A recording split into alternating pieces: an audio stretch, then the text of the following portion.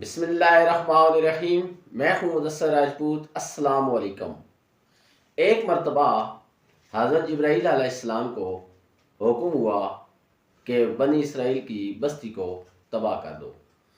تو حضرت جبرائیل علیہ السلام نے کہا کہ میں ان کو تباہ کرنے سے پہلے ان کا علم چیک کرنا چاہتا ہوں۔ تو ان کو اجازت ملی، تو وہ ایک کھیتوں میں گئے اور دور دراز ایک کسان ہل چلا رہا تھا، تو وہ ان کے پاس گئے اور ٹیسٹ لینا شروع کیا۔ انہوں نے کہا کہ مجھے یہ بتائیں کہ اس ٹائم جبرائیل جو فرشتہ ہے وہ کہاں پر ہے۔ تو وہ جو کسان ہل چلا رہا تھا اس کے ہاتھ میں ایک لاٹھی تھی، اس نے وہ زمین پر ماری، لائنیں لگائیں اور کہا کہ جبرائیل علیہ السلام اس ٹائم آسمان پر نہیں ہے۔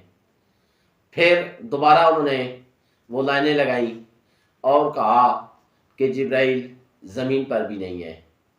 تھوڑی دیر کے بعد پھر بولے کہ اگر آسمان پر بھی جبرائیل نہیں ہے اور زمین پر بھی نہیں ہے تو پھر یا تم ہو یا میں ہوں، اور میں تو ہو نہیں سکتا، اس لیے جبرائیل علیہ السلام تم ہو۔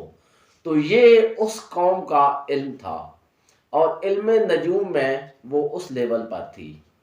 تو اصل بات یہ ہے کہ علم نجوم ایک حقیقت ہے، لیکن اگر وہ علم جو آپ کے اندر تکبر ڈال دے، جو آپ کو انسان نہ رہنے دے، جو چیز آپ کے اندر انسانیت ختم کر دے، تو ایسے علم کی بالکل ضرورت نہیں ہے، اور وہ جو علم ہے آپ کو تباہی کے دانے کی طرف لے جائے گا۔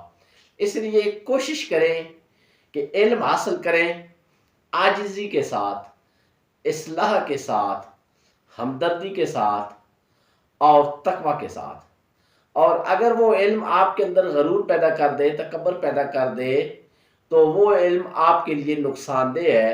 اس لیے تو دعا مانگی جاتی ہے کہ یا اللہ ہمیں علم نافع عطا فرما، اور وہ علم جو نفع دے، وہ علم جو نقصان دے، اس علم سے اللہ تعالیٰ ہمیں پناہ دے۔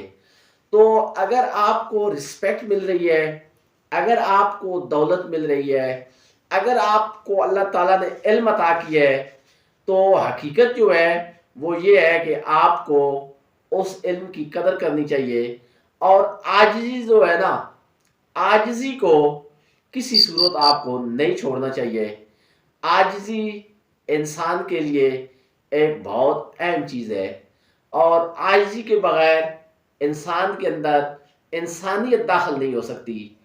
اس لیے اگر جس طرح مثال دی ہے بنی اسرائیل کی، تو آپ اندازہ لگائیں کہ ان لوگوں کا علم کہاں پر تھا۔ یہ جو وہ میں نے ایک واقعہ آپ کو بتایا ہے، یہ واقعہ ایک کسان کا تھا، جو دیہات کا کسان تھا۔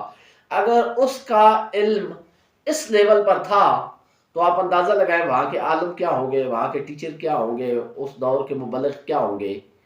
تو لیکن وہ علم ان کو نقصان پہنچا گیا، وہ علم ان کے لیے نافع نہیں، نقصان دہ ہو گیا۔